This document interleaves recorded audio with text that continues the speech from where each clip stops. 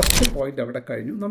ഇതിൽ നിന്ന് നമ്മൾ എന്ത് മനസ്സിലാക്കുന്നു? വരാൻ പോകുന്ന ഒരു പീരീഡ്, ഒരു മാസം കൊണ്ടോ അല്ലെങ്കിൽ 2 മാസം കൊണ്ടോ, എന്തായാലും നമ്മളിപ്പോൾ നിൽക്കുന്നത് ഒരു മാസത്തിൻ്റെ സ്റ്റാർട്ടിങ്ങിലാണ്. ഫെബ്രുവരി മന്തിൻ്റെ സ്റ്റാർട്ടിങ്ങിൽ നിൽക്കുകയാണ് നമ്മൾ. സോ ദ ഹോൾ ഫെബ്രുവരി മന്തിൽ എന്തായിരിക്കും ഇതിനുള്ള സാധ്യത എന്ന് വെച്ചാൽ 100% നമുക്കൊരു അസ്യൂം ചെയ്യാൻ കഴിയുന്നില്ലെങ്കിലും ഒരു പ്രോബബിലിറ്റി എന്ന് പറയുന്നത് ഇവിടെ ഇങ്ങനെ ഒരു, പ്രത്യേകിച്ച് ഇന്നത്തെ ഈ ഒരു അബ്നോർമൽ വോളിയം നോക്കൂ, ഈ റീസെൻറ്റ് ഡേയ്സിലൊന്നും, ഈ റീസെൻറ്റ് പാസ്റ്റ് ഡേയ്സിലൊന്നും ഇത്രയും വലിയ ഒരു ബൈ വോള്യം അല്ലെങ്കിൽ ഒരു ബയ്യേഴ്സ് ഡോമിനേറ്റ് ചെയ്ത ഒരു വോള്യം ലെവൽ ഇവിടെ കണ്ടിട്ടില്ല.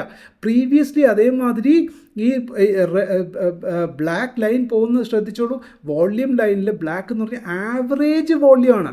ഈ പ്രീവിയസ് ഡേയ്സിൽ ഏതാണ്ട് ഈ ഒരു ദിവസം കഴിഞ്ഞ, അതായത് ഡിസംബർ 10 മുതലുള്ള നമ്മൾ ഡേയ്സ് എടുത്ത് വെച്ച് നോക്കിയാൽ മോസ്റ്റ് ഓഫ് ദ ഡേയ്സിൽ വോള്യം കൂടി വരികയാണ് കേട്ടോ. വോള്യത്തിൻ്റെ ആ ബ്ലാക്ക് ലൈൻ കണ്ടോ, മൂവിങ് ആവറേജ് ലൈൻ കൂടി വരികയാണ്.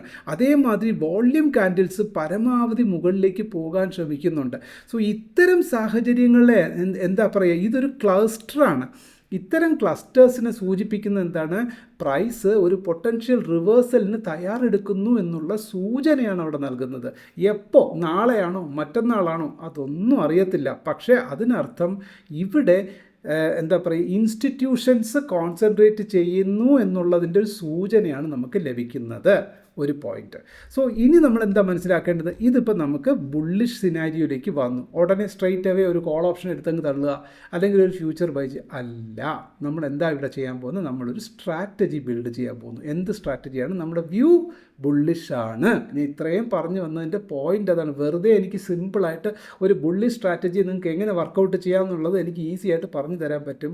പക്ഷേ അങ്ങനെ പറയാൻ താല്പര്യമില്ല. ഓരോ വീഡിയോയിലും ഒരു മെസ്സേജ് ഉണ്ടായിരിക്കണമെന്ന് നിർബന്ധമുള്ള ആളാണ് ഞാൻ. നിങ്ങൾക്ക് അതുകൊണ്ട് നിങ്ങൾ ഈ സമയം ചെലവഴിക്കുന്നത് നിങ്ങൾക്ക് ഗുണകരമായി മാറണം എന്നുള്ളത് മാത്രമാണ് ഞാൻ ഇതൊക്കെ ഡീറ്റെയിൽ ആയിട്ട് പറയാൻ ശ്രമിക്കുന്നത്. മനസ്സിലാക്കാൻ ശ്രമിക്കൂ, ദയവ് ചെയ്ത് നിങ്ങൾ മനസ്സിലാക്കാൻ ശ്രമിക്കൂ.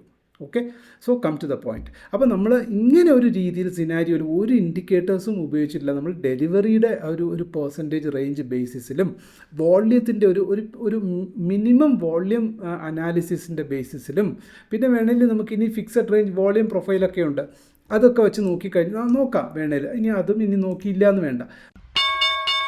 Investments in the securities market are subject to market risk. Read all the related documents carefully before investing.